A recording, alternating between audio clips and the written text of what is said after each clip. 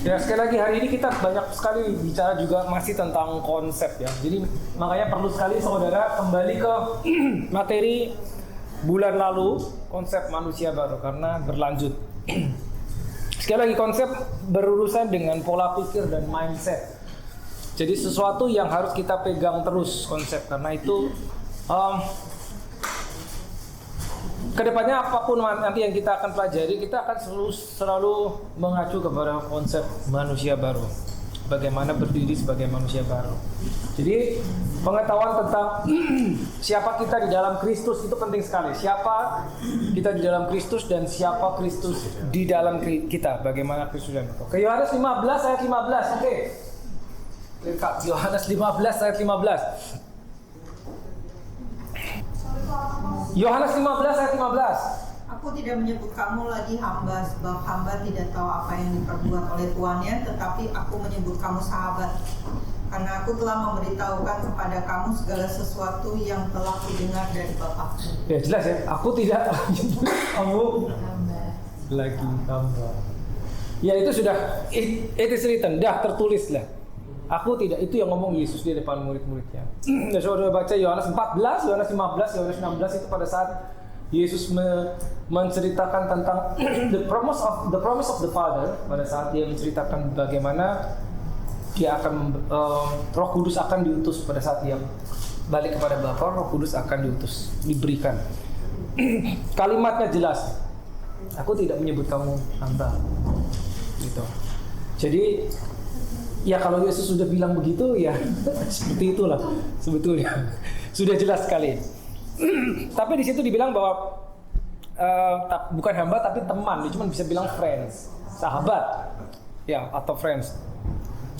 Di situ belum bisa dibilang anak karena untuk menjadikan kita anak itu perlu roh ayahnya, ya, itu ya maksudnya ya, roh yang dibilang spirit of sonship, ya spirit of adoption itu perlu.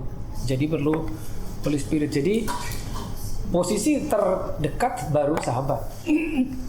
Tapi setelah saudara lahir baru, kita lahir baru, ya kita sudah mendapat posisi sebagai anak. Ya sekali lagi konsep-konsep yang harus dipegang terus. Lalu, adakah doa yang salah?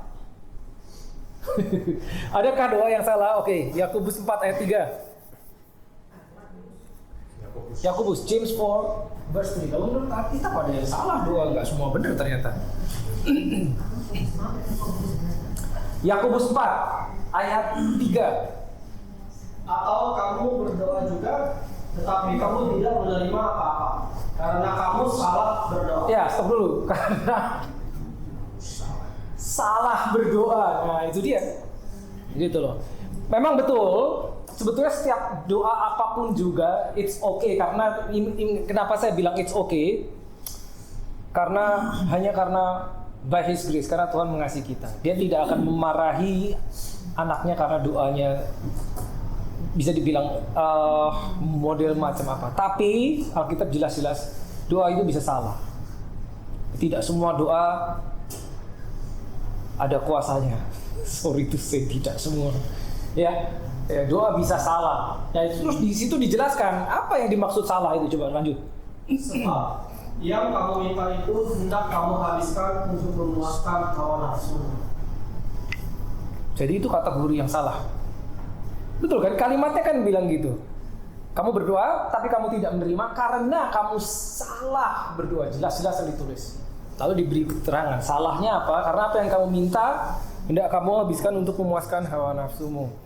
Nah, seperti kita tahu, kita berangkat dari sini toh, ya, berangkat dari sini. Kebanyakan ini isinya adalah doa tentang kita, tentang diri sendiri, tentang diri sendiri, tentang diri sendiri, kan itu kan. Kita berangkat dari situ. Tapi katakanlah bagi seorang yang baru lahir baru itu baru lahir, ya ingat ya, lahir baru itu baru lahir. Jadi mungkin memang belum tahu. Mungkin yang belum tahu atau belum memiliki ini kan, belum ada informasi, sehingga yang dia tahu adalah ya cuman seperti itu doanya gitu loh. Tapi pada saat seseorang bertumbuh di dalam Tuhan, akan ada step berikutnya sampai bisa menjadi the representative of the kingdom atau ambassador, ya, perwakilan kerajaan gitu. Nah, pada saat udah sampai level ini ya tentunya berubah doanya, seperti tadi saya bilang, doanya pasti berubah. Ya. Tapi sekali lagi bukan berarti kita tidak bisa berdoa untuk diri kita sendiri. Bisa banget. Bisa juga. Tapi sekarang kita lihat, kita jujur seperti apa isinya doa kita. Ya. Atau berapa sering kayak kita berdoa, berapa sering, ya, isinya doa kita seperti apa. Nah, di situ kita sekarang harus jujur sama diri kita sendiri gitu loh, untuk kita tahu kita sebetulnya udah di mana sih, ya, seberapa dalam tingkat kedewasaan kita itu sebetulnya di mana kita, ya, kita bisa ukur sendiri doa kita seperti apa, isi doanya seperti apa, itu dia. Oke. Lalu bagaimana kalau dalam kondisi tertentu dalam kesulitan kita mau berdoa tapi nggak tahu apa yang harus kita doakan, atau begini, atau mungkin nggak tahu, saudara pernah mengalami tekanan katakanlah dalam masalah atau apa sehingga begitu berat, problemnya begitu berat sehingga sampai buat doa aja sulit karena udah nggak tahu dah Tuhan mau ngapain. Ya, mungkin beberapa pernah mengalami, ya, saking beratnya yang dihadapi, ya, apakah itu ya gak tahu, tekanan dari masalah keluarga atau apapun juga. Nah, titik itu, ya, kita akan selalu bisa berdoa di dalam roh, pray in the spirit. Nah, kita akan bahas yang satu ini, pray in the spirit. Selalu ada pertanyaan kayak berdoa di dalam roh, berdoa bahasa roh, perlukah kayak gitu, perlukah selalu berdoa di dalam bahasa roh? Ya, jawabannya perlu. Jawabannya perlu. Ya, salah satunya adalah pada saat kita tidak tahu bagaimana kita harus berdoa dalam kondisi tertentu, berdoalah dalam bahasa roh. Pray in spirit, berdoalah dalam roh. Ya. Nah, tentunya misalkan ada orang yang, oh, saya belum bisa berdoa bahasa roh, that's okay, nggak apa-apa. Alkitab jelas mengajarkan kita, mintalah. Minta. Gimana? Kita tinggal bilang sama Tuhan, Tuhan penuhi aku dengan Roh Kudus. Kita bicara tentang dipenuhi Roh Kudus, ya. Kita lahir baru, kalau lahir gini. Lahir baru itu Roh Kudus diberikan kepada kita. Tapi baptisan Roh Kudus kita dipenuhi. Jadi itu dua pengalaman yang berbeda. Lahir baru dan baptisan Roh Kudus, dua-duanya perlu. Kita lahir baru, Roh Kudus memang diberikan kepada kita. Tapi baptisan Roh Kudus itu kita dipenuhi. Ya, tentunya ilustrasi yang paling gampang adalah pada saat saudara minum air masuk ke dalam diri kita. Tapi pada saat saudara terjun ke dalam kolam, saudara di dalam air. Yang pertama air di dalam kita, tapi yang kedua kita di dalam air. Ya, itulah baptisan Roh Kudus. Makanya dibilang dipenuhi karena penuh seluruh tubuh dari kepala sampai bawah dipenuhi air, kurang lebih seperti itu. Itulah baptisan Roh Kudus. Ya, salah satu tanda awalnya adalah berbahasa. Nah, ini penting banget tentunya. Saya tidak akan menjelaskan detail apa itu bahasa roh, ada beberapa macam, ya. Tapi berdoa di dalam bahasa roh itu penting sekali. Ya. Karena apa? Salah satunya begini, saudara. Berdoa di dalam bahasa roh itu akan akurat doa kita. Karena kita berkata pada saat kita berdoa di dalam bahasa roh itu akal budi kita tidak berdoa, tapi spirit dari dalam. Ya, kembali ke pengertian bahwa you are spirit. Kita adalah roh. Kita ini roh. Tadi kita tahu bahwa God is spirit, ya. Allah Bapa is spirit. God is spirit. Yohanes 4:24 mengatakan God is spirit. Ya, kita diciptakan kalau kita mirip sama Dia, kita juga roh. As simple as that. Kita adalah roh juga. Kita diberi jiwa dan kita hidup di dalam kostum yang namanya tubuh. Tapi pada dasarnya kita adalah roh. Ya. Sehingga kita pada saat kita berdoa dalam bahasa roh itu dikatakan akal budi kita ini tidak ikut berdoa tapi roh kita. Nah, begini saudara. Nah, saudara di area ini, ya kalau saudara mau masuk lebih dalam, ya, kayak contohnya gini, pertanyaan-pertanyaan seperti bagaimana mendengar suara Tuhan, bagaimana taunya kehendak Tuhan. Salah satunya adalah lewat Alkitab, betul. Bagaimana mengetahui kehendak Tuhan, ya buka ini, baca. Bagaimana bisa mendengar suara Tuhan? Ya, sekali lagi tadi kita udah bahas kedekatan. Ya, bagaimana kita menghabiskan waktu kita dengan Tuhan, bersama Tuhan in the secret place akan membuat kita lebih peka dengan suara Dia. Nah, pada saat kita berdoa di dalam bahasa roh, pernah gak saudara begini? Saudara gini aja deh. Berapa lama saudara biasanya berdoa di dalam bahasa roh? Berapa lama durasi?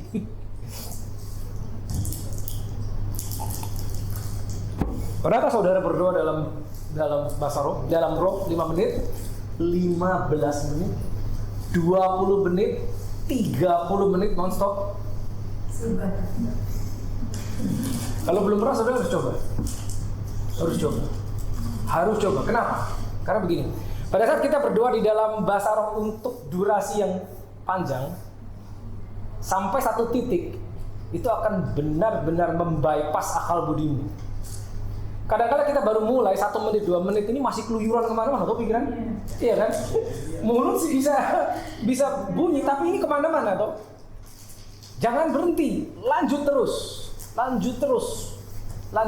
sampai titik di mana seakan-akan ada satu titik di mana melewati titik itu sudah shutdown, sudah akal budi kita udah nggak ikut-ikutan. Jadi kita sudah menundukkan pikiran kita sudah tunduk. Ya. Titik itu yang bisa terjadi seperti ini. Holy Spirit itu takes over, mengambil alih. Sehingga itulah yang terjadi, doa kita akurat sekali. Benar-benar akurat. Karena seperti kita dipinjam doang mulutnya. Semua agenda doa itu kita udah nggak mikir, udah nggak mikir lagi. Itu benar-benar di-download langsung in the Spirit. Ya, ingat. Tuhan butuh kita untuk melakukan sesuatu di bumi. Karena yang dikasih kuasa manusia. Domainnya bumi itu buat manusia. Nah, bahkan dalam area ini, pada saat kita berdoa dalam bahasa roh, ya, semakin panjang itu ada satu titik, itu benar-benar kita dipinjam. Saya menggunakan istilah dipinjam. Roh Kudus yang Tuhan sendiri yang berdoa melalui kita. Nah, itu akan muncul yang namanya revelation.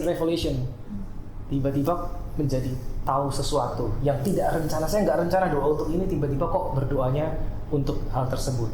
Saya nggak berencana berdoa untuk siapa, mungkin orang si A, si B, tapi tiba-tiba seperti itu. Itu adalah download dari Holy Spirit. Itu revelation. Nah, tapi itu harus dilewati dulu, ini harus mati dulu. Ya, makanya saya bilang kalau kita baru start ini masih keluyuran kemana-mana.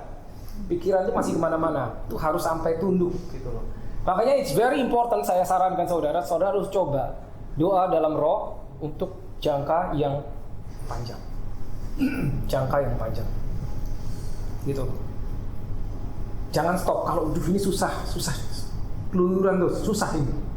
Don't stop. Berapa lama? Saya nggak tahu berapa lama. Buat tiap orang mungkin beda. Ya, itu gunanya. Salah satunya. Itu akan akurat. Karena bukan kita lagi yang berdoa. Tuhan sendiri yang berdoa. Ya, saudara tahu nggak bahwa kita punya 2 intercessor. Pendoa syafaat kita tuh 2. Yesus sendiri, yang kedua Holy Spirit. Ada di mana itu di Alkitab? Yes, Roma 8. Lihat. Yes, Tuhan. Coba silakan, coba deh. Yang turut bekerja ya Pak, dengan segala. Bukan, itu 28, 26. Dari 26, kita start dari 26, 27, 58. Roma 8 ayat 28 sangat terkenal, semua orang tahu. Tapi yang ini 26, ya.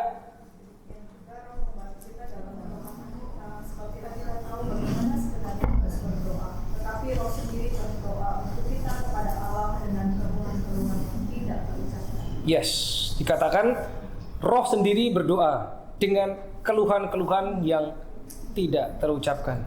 Ya jelas ya di situ ya, Roma 8 ayat 26. Holy Spirit. Lalu ada lagi Ayat yang berapa? 34? Roma 8 juga, ayat yang 34? 34, Kristus Yesus yang telah mati, bahkan lebih lagi yang telah bangkit, yang juga duduk di sebelah kanan Allah, yang malah menjadi pembela bagi kita. Yang malah menjadi? Pembela. Ya, kalau saudara buka di King James dibilang intercession for us. Berdoa buat kita. Itu Yesus di sebelah kanan Allah Bapa. And Holy Spirit and Jesus. Nah, pada saat kita berdoa dalam bahasa roh, ya ingat ya, you are spirit. Nah, the problem is ini. Problemnya sebetulnya itu aja. Problemnya itu aja. Tidak semua kita bicara, tidak semua orang Kristen itu spiritually minded. Spiritually minded. Banyak yang masih carnally minded. Carnally minded itu hanya percaya dengan hal-hal duniawi, hal-hal rohani.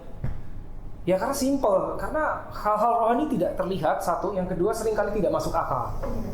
Sehingga akal pikiran natural, secara manusia natural dia nggak bisa percaya. Kalau saya nggak bisa ngerti, saya nggak bisa percaya. Gitu. Tapi itu sekali lagi itu pilihan. Itu sekali lagi pilihan. Pada saat kita tidak percaya, ya kita nggak bisa lihat, kita nggak akan mengalami. Ya.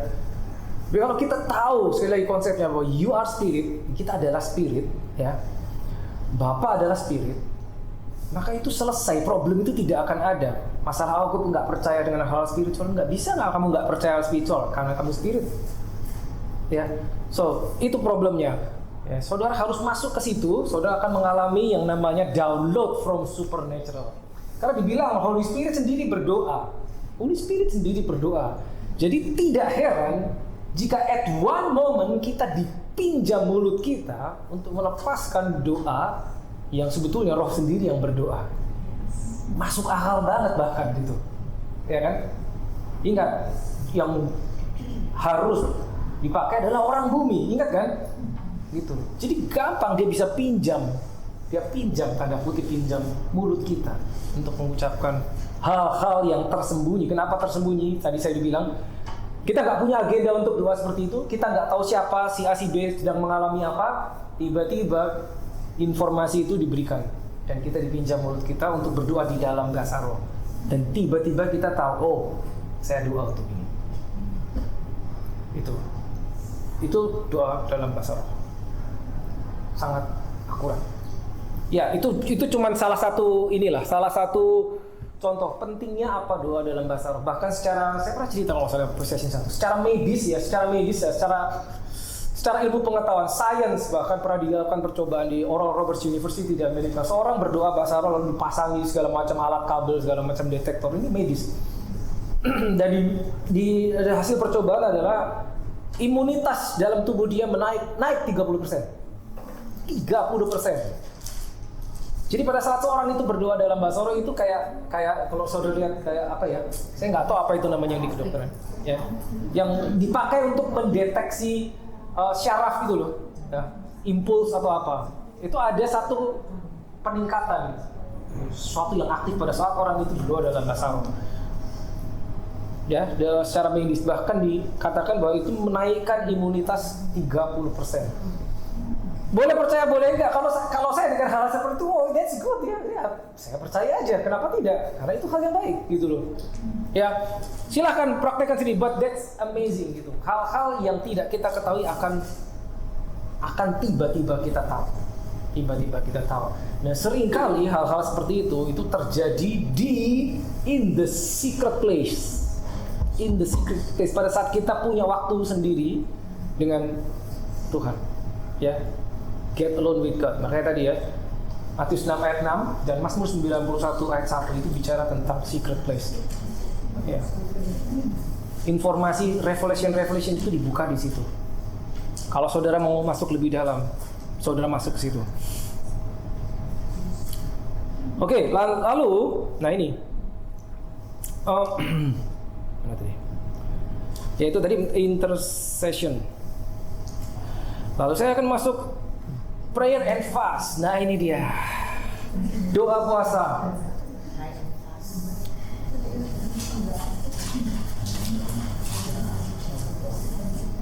Ini juga sering ada misconception. Pray and fast, doa dan puasa. Gini, ini bukan hal yang baru ya, karena di setiap gereja mempraktekkan ini doa puasa. Oke, mau Natal mari kita doa puasa. Mau ada event doa puasa. Pertanyaannya diajarin nggak? Diajarin nggak? Satu, bagaimana caranya? Kedua, untuk apa? Ada yang pernah diajarin? Diajak sih diajak, tapi kalau nggak dikasih tahu, makanya saya selalu bilang why, mengapa itu selalu penting. Pada saat belajar apapun, pada saat kita tahu mengapa, ya, kita akan bisa masuk lebih dalam, ya. Karena kita akan tahu kenapa sesuatu itu jadi demikian begitu kita mempelajari mengapa. Lalu doa dan puasa, gini, salah satu misconception atau ketidakakuratan adalah banyak orang melakukan doa puasa, tapi sebetulnya yang dilakukan bukan doa puasa, tapi ini puasa doang, menghilangkan unsur ini. Kenapa ini selalu satu paket? Kenapa ini satu paket? Ya, kita nggak bisa melakukan ini doang. Bisa sih bisa, cuman hasilnya apa? Hasilnya cuma kurusan dikit aja. Itu hanya aktivitas jasmani. Menghentikan makanan atau mengurangi makanan. Tanpa ini, oh man, that's big difference. Ya, doa dan puasa itu misconception yang pertama. Ya, lalu caranya bagaimana? Yang kedua adalah untuk apa dan seterusnya. Oke, yang berikutnya adalah kesalahpahaman paling umum adalah gini. Yang kedua adalah doa puasa untuk menggerakkan Tuhan supaya Tuhan menjawab doa. No. Itu tidak tepat. Kita melakukan doa puasa supaya permohonan kita terkabul. Bukan seperti itu. Bukan seperti itu. Tapi itu yang paling sering banyak terjadi. Seakan-akan kita melakukan ini, pray and fast, doa puasa, supaya Tuhan bergerak. Nah, kenapa ini tidak akurat? Kalau kita melakukan ini, doa puasa, untuk menggerakkan Tuhan, ya, berarti it's no longer by grace, tapi by works. By works itu berarti kembali ke perjanjian lama. Perjanjian baru ingat, you've been saved by grace through faith. Semuanya telah ya ingat, disediakan by grace, access by faith. Jadi tidak bisa kita menggerakkan Tuhan karena ini, enggak. Jadi seakan-akan Tuhan tungguin nih sampai ada yang puasa. Kalau ada yang puasa cukup, gue kasih. Enggak gitu, konsepnya enggak begitu.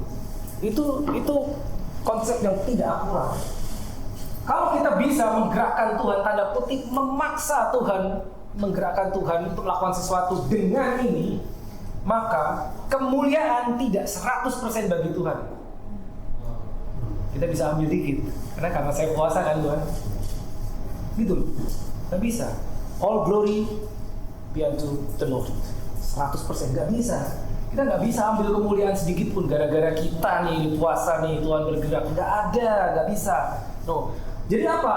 Pray and fast bukan untuk menggerakkan Tuhan, bukan bagi Tuhan, but for you.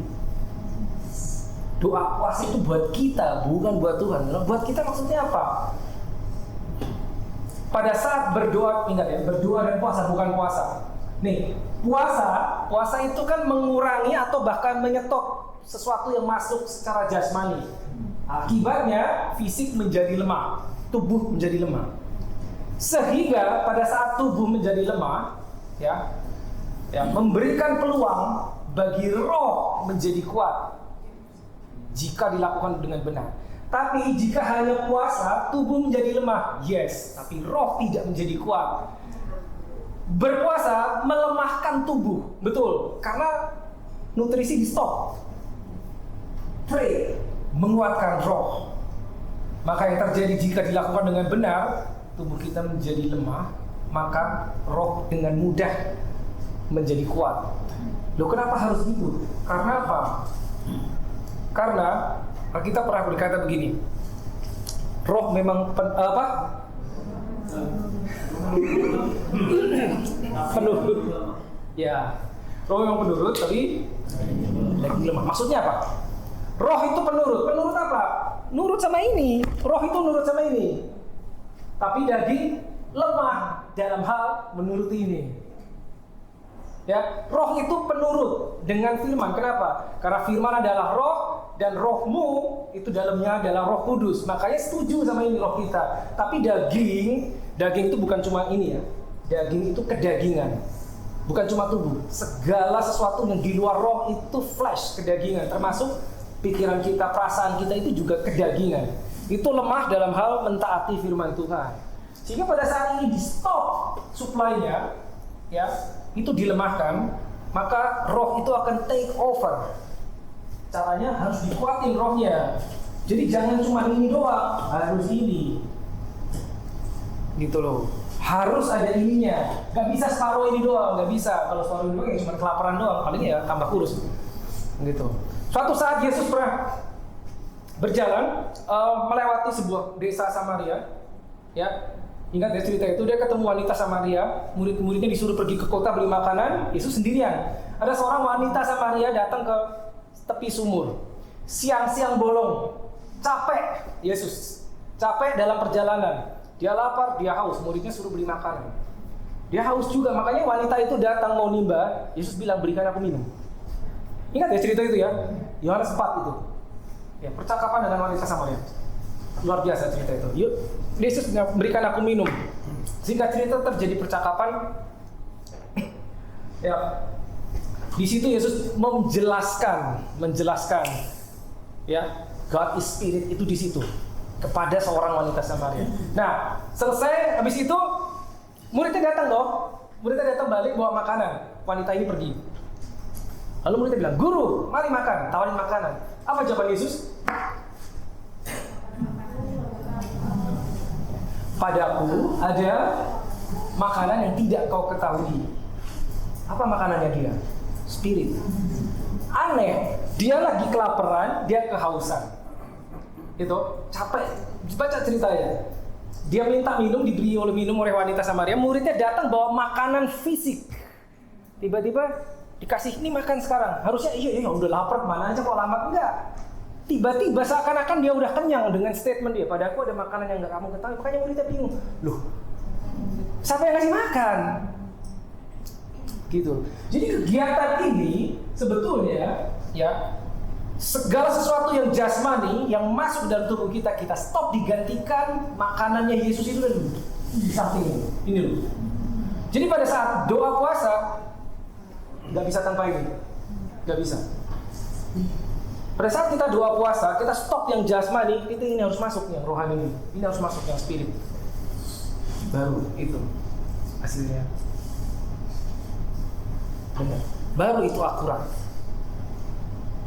Melakukan firman. Bagaimana melakukan firman? Baca dulu firmannya. Itu dia. Perayaan fasi itu seperti itu. Jadi ingat, itu bukan untuk menggerakkan Tuhan supaya Tuhan mengabulkan doa kita. No, bukan seperti itu. Ya. Lalu bagaimana cara puasa? Ya, berbagai cara. Tentunya di Alkitab ada banyak cara. Tapi yang jelas begini. Puasa adalah membuat tubuh kita sebetulnya lemah, ya. Lemah kan, tubuh itu lemah, orang di stok makanan. Ya. Ya. Bagaimana? Tiap orang mungkin bisa beda-beda. Karena problemnya adalah begini, seringkali ayo kita puasa, mungkin menjelang Natal, menjelang Paskah. Tapi nggak pernah dikasih tahu caranya untuk apa dan bagaimana. Sehingga menggunakan general, oke lah yang paling sering, ya udah, skip makan pagi. Gitu toh, paling sering. Nah, saya pribadi, saya kalau kayak hari kerja, saya jarang makan pagi. Saya kalau cuma skip makan pagi, nggak ada bedanya. Pertanyaan, apakah itu puasa? Not for me. Buat saya tidak. Gitu. Buat orang lain mungkin yang sangat tergantung dengan makan pagi, itu menjadi sesuatu yang berat. Buat saya tidak, gitu loh. Jadi seperti apa? Dagingmu, apa yang bisa mematikan dagingmu? Kalau cuma skip satu makan pagi, belum mati, berarti belum selesai puasanya. Skip makan kedua, skip makan siang. Kalau itu masih belum berpengaruh, skip makan malam. Ayo. Sampai titik, kita nggak tahu, tiap orang beda.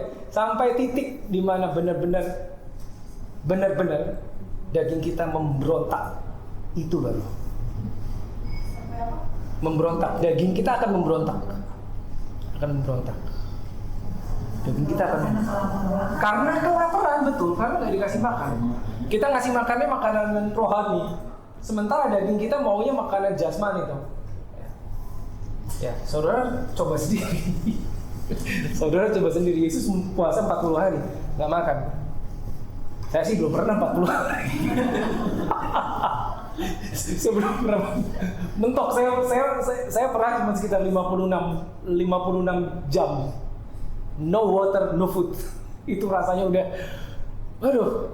Kita benar-benar saya bisa merasakan bahwa benar-benar apa ya, benar-benar no power, itu lemes itu. Karena bukan cuma tanpa makan, tanpa air. 2,5 hari lah, 50, kurang lebih 56 jam. Nggak kuat. Akhirnya minum. Gitu loh. Jadi seperti itu. Tapi saudara harus mengalami, ya. Saudara harus coba sehingga saudara bisa merasakan apa bedanya pada saat kedagingan kita mati dan spirit kita menguat.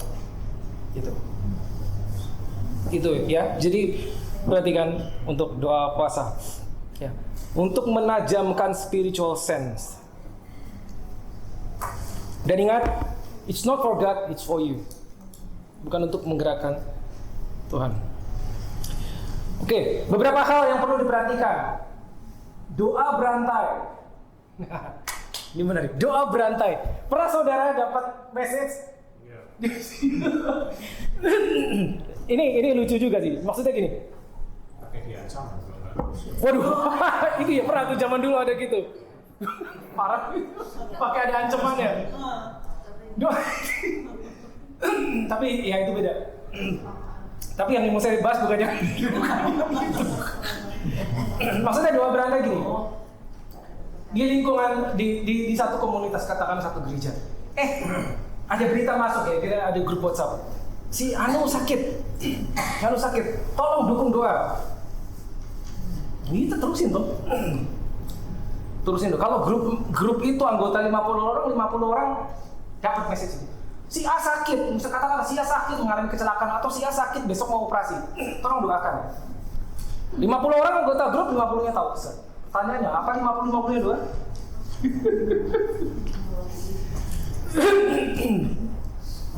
Apa 50-50-nya doa? Belum tentu. Itu nomor 1.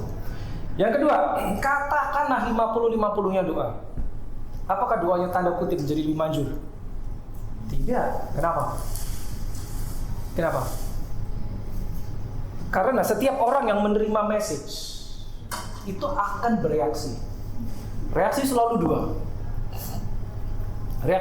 dua. Kalau bukan faith, fear. Cuma 2. Masalahnya 50 orang di dalam grup, ya, anggota grup WhatsApp katakanlah. 50-50-nya tahu message si A sakit, tolong doakan. Katakanlah 50-50-nya berdoa. Tapi doa out of faith dan doa out of fear, ya, hasilnya beda. Kita nggak pernah tahu dalam 50 orang itu yang benar-benar punya, dari 50 itu yang benar-benar punya iman, berdoa dengan iman, berapa orang? Biasanya sih lebih sedikit. Sehingga sisanya yang cuman teks GWS.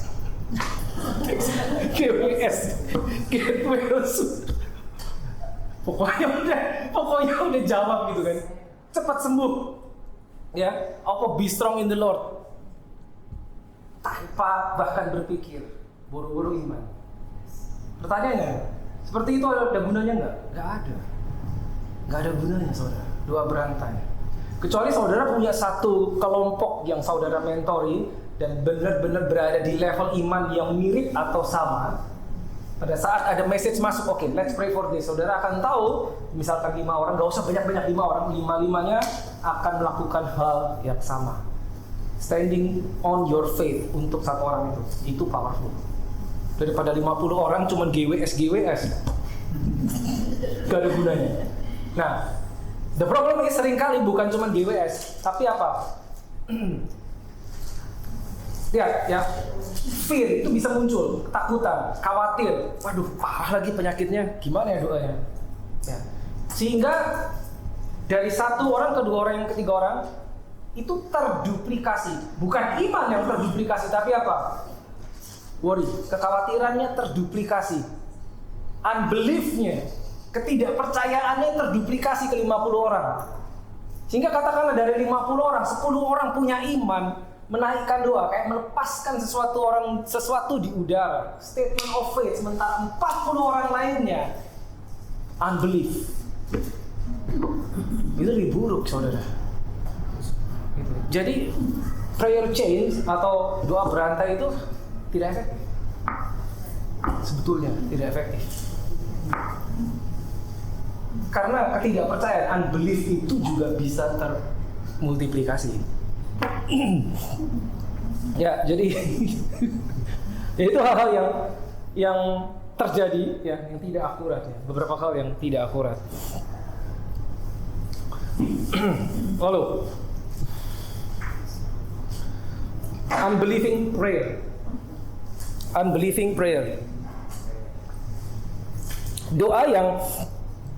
Doa yang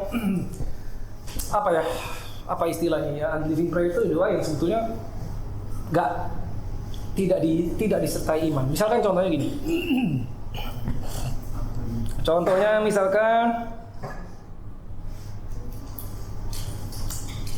saudara berdoa buat orang yang sakit. Berdoa buat orang sakit. Wah, sudah yakin banget. Mengusir sakitnya, aku perintahkan sakit penyakit pergi dari tubuhmu. Apakah buat orang lain, apakah buat diri sendiri? Katakanlah buat diri sendiri. Aku perintahkan sakit penyakit pergi dari tubuhku. Wah, udah berapi-api dan mengutip ayat semua ayat. Sebelum amin, kita ngomong gini, jika ini kehendak-Mu Tuhan. Jadi dia nggak tahu kehendak Tuhan apa. Jika ini kehendak-Mu Tuhan, aku akan sembuh. Jadi di depan tadi, dia nggak tahu kehendak Tuhan apa. Dia nggak tahu ini.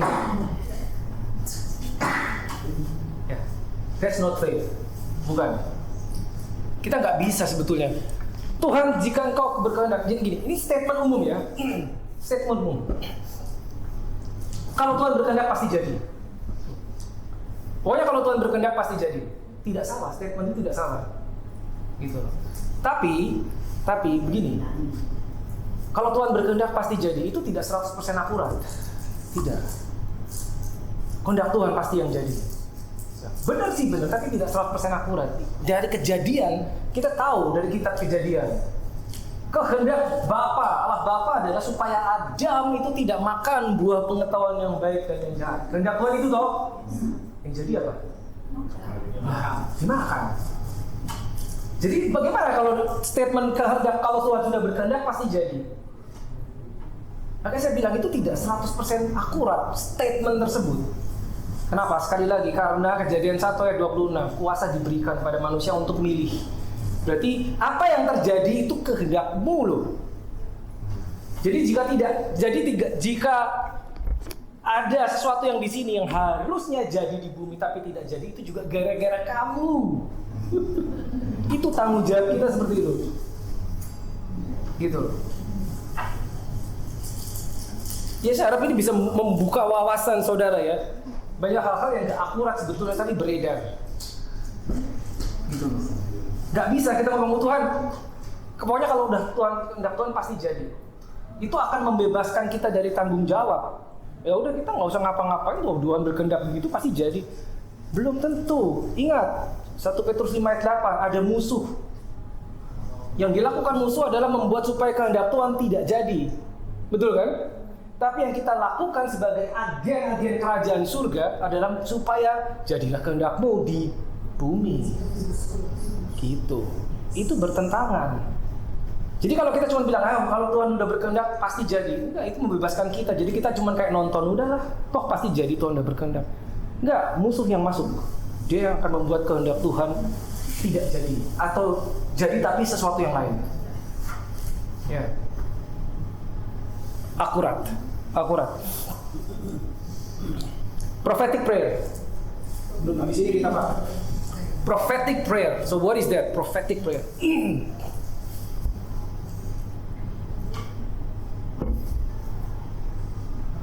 Berarti harus diucapkan ya selalu. Iya, betul. Nah, sebetulnya bukan cuma prophetic ya, dan kita sudah belajar banyak. Nah, ini semua, ya, ini semua kita harus ngomong. Bedanya doa dalam hati dan doa diucapkan. Kalau sudah bisa ucapkan, ucapkan. Kenapa? Ya, karena untuk merilis power itu dengan mulut. Proverbs 18:21 ya berkata, hidup mati kuasai lidah. Barang siapa suka menggemakannya akan memakan buah. Berarti ini lidah kita, mulut kita itu punya dua peluang untuk melepaskan kehidupan atau melepaskan sebaliknya kematian. Ya, Proverbs 18:21. Proverbs itu apa ya? Amsal 18:21. 18. Ya, 18 ayat 21. Ya, jadi pada saat kita mau melepaskan kehidupan, ya harus diomongin. Gak bisa dalam hati, gak bisa. Ucapkan. Berkat, komen itu ngomong, gak bisa dalam hati. Karena kita memerintahkan sesuatu, harus kita keluarkan. Kita ucapkan, harus terdengar. Bukan cuma kita yang mendengar, tapi semua roh-roh, ingat ya, you are spirit. Pada saat kita berdoa, itu adalah spiritual activity, bukan aktivitas jasmani. Maka semua roh itu akan merespon, baik roh yang dari sisi terang maupun roh yang dari sisi gelap. Pada saat kita melepaskan firman, melepaskan kehidupan kan, ya hidup dan mati kan tadi, biar dia dengar. Musuh itu harus dengar. Dia harus dengar. Kalau kita dalam hati, dia nggak bisa dengar. Ucapkan, lepaskan kehidupan, dia harus dengar. Nah, prophetic prayer, apalagi gini, prophetic prayer. Nanti sebetulnya ini materinya di tentang prophetic training, but karena ini ada hubungannya begini. Nah, prophetic ya,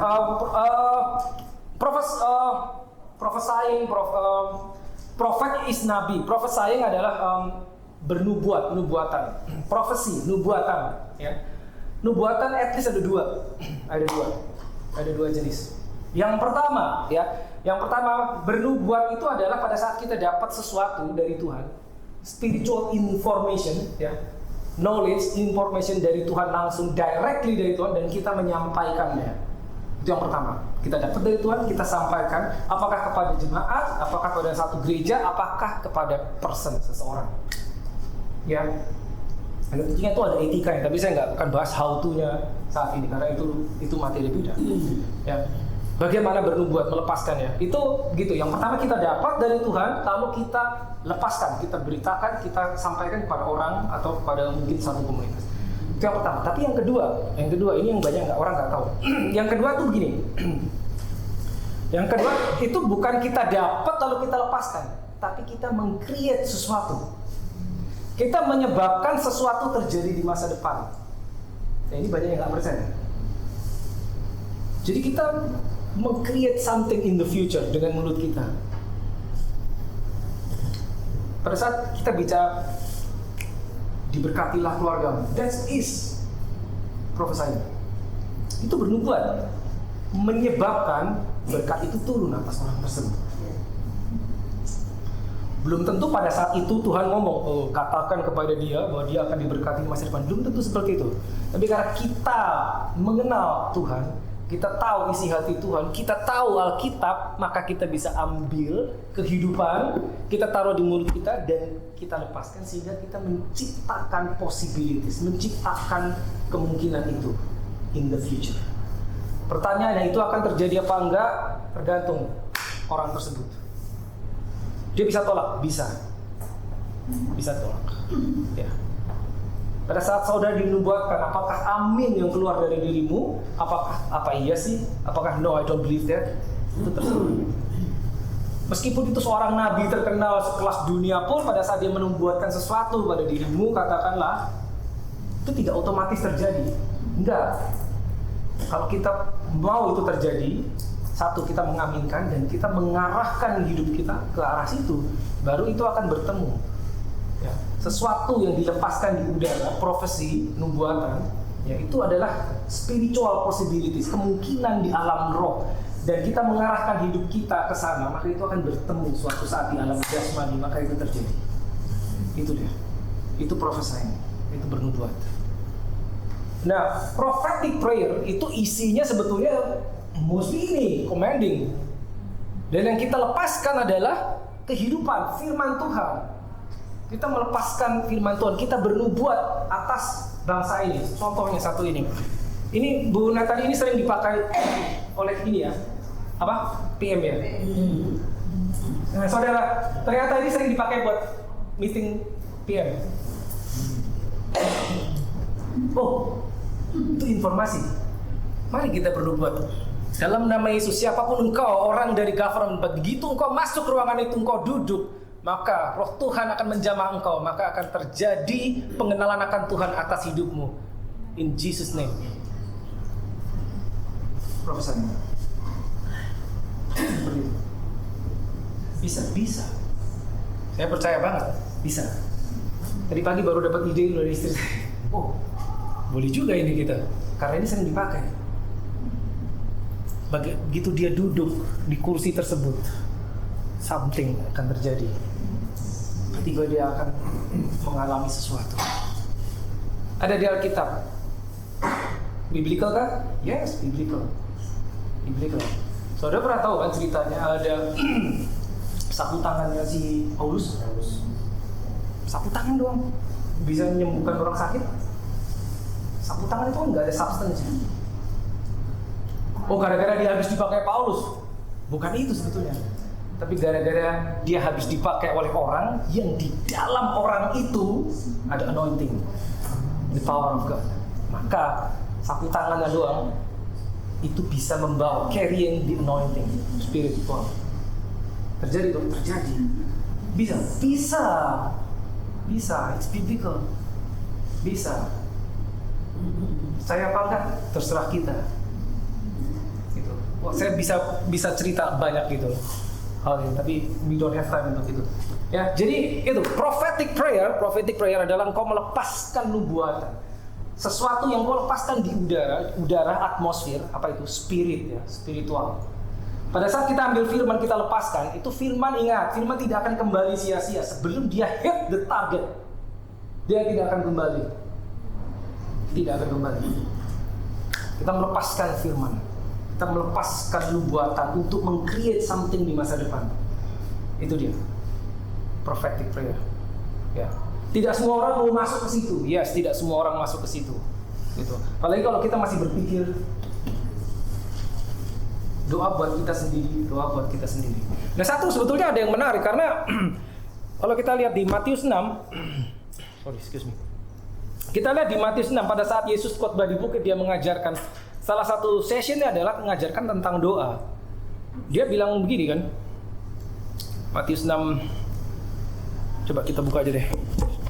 Tadi kita buka Matius 6 ayat 6, lalu saya lupa ayatnya, ayat 8 kan masalah. Ya, ayat 8. Coba Matius 6 ayat 8. Jadi janganlah kamu seperti mereka, karena Bapamu mengetahui apa yang kamu perlukan sebelum kamu minta kepadanya. Oh, karena Bapamu mengetahui apa yang kamu perlu sebelum apa?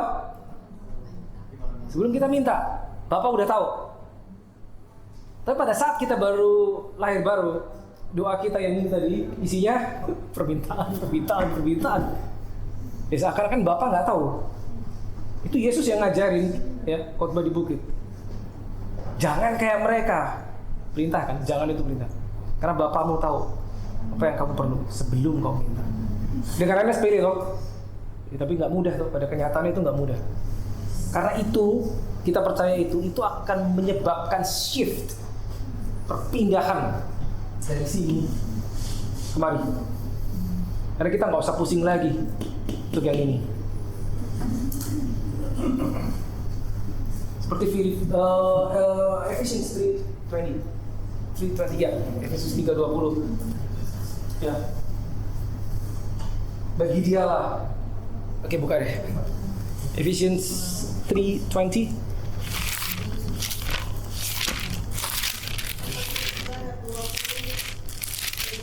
Ya, yang dapat melakukan jauh lebih banyak daripada yang kita doakan atau pikirkan. Ya, stop dulu. Jauh lebih banyak. Halo. Bagi dia bisa melakukan jauh lebih banyak, garis bawahi kata jauh lebih banyak. Daripada apa yang kita bisa doakan, daripada apa yang bisa kita pikirkan. Harusnya itu membebaskan kita dari ini. Lanjut aja. Seperti yang ternyata dari kuasa yang bekerja di dalam kita. Seperti ternyata, nah itu bahasa Indonesia susah. Seperti ternyata dari kuasa yang, watch this, kalimat terakhir, dari kuasa yang Bekerja di dalam kita. the power that works in you, di dalam kita, bukan for you, bukan untuk kuasa, bukan kuasa untukmu, kuasa di dalam engkau. Kuasa di dalammu. Statement itu mengatakan itu udah ada kuasanya di dalam. The power in you, not for you. Ya. Oke lah, sebelum kita masuk ke praktek terakhir. Jadi pagi saya janji, bagaimana kita selalu berdoa menutup dengan statement in the name of Jesus. Ya. Kenapa? Ini kita harus tahu. Oke, Filipi 2.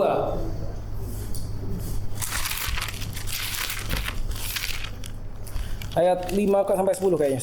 Bentar saya cek lagi. Filipi 2. Kenapa begini?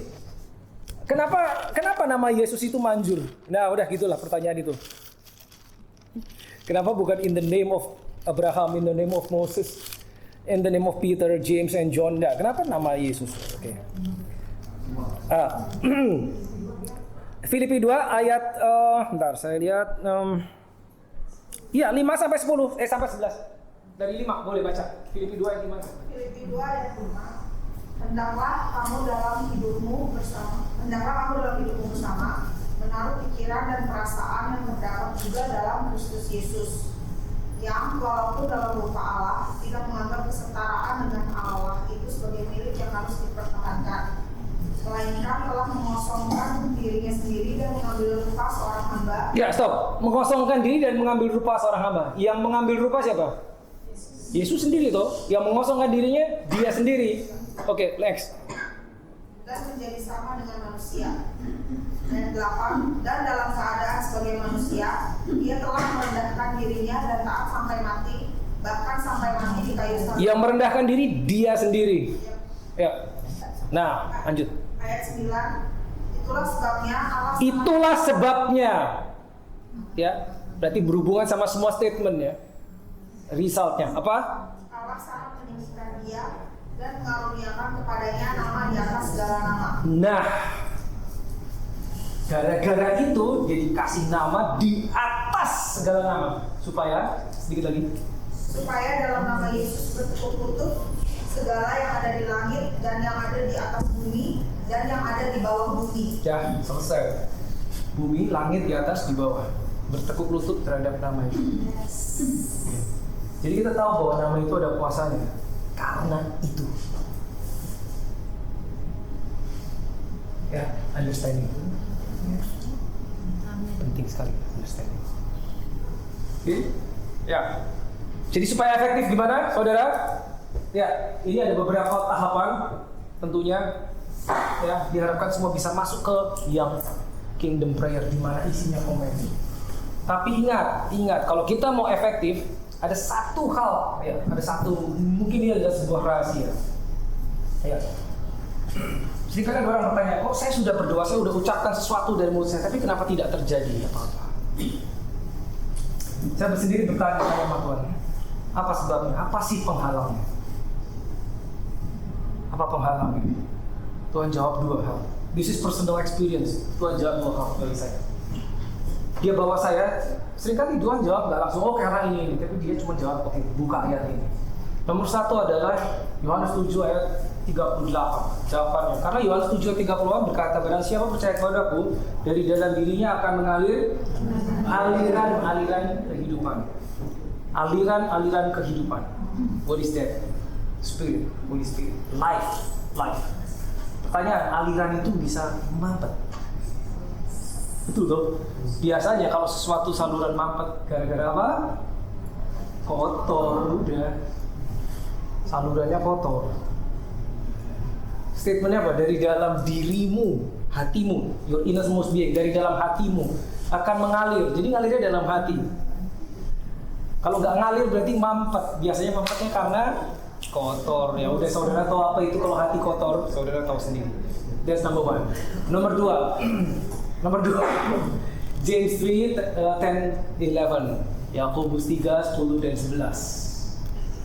Ini dia. Yakobus 3.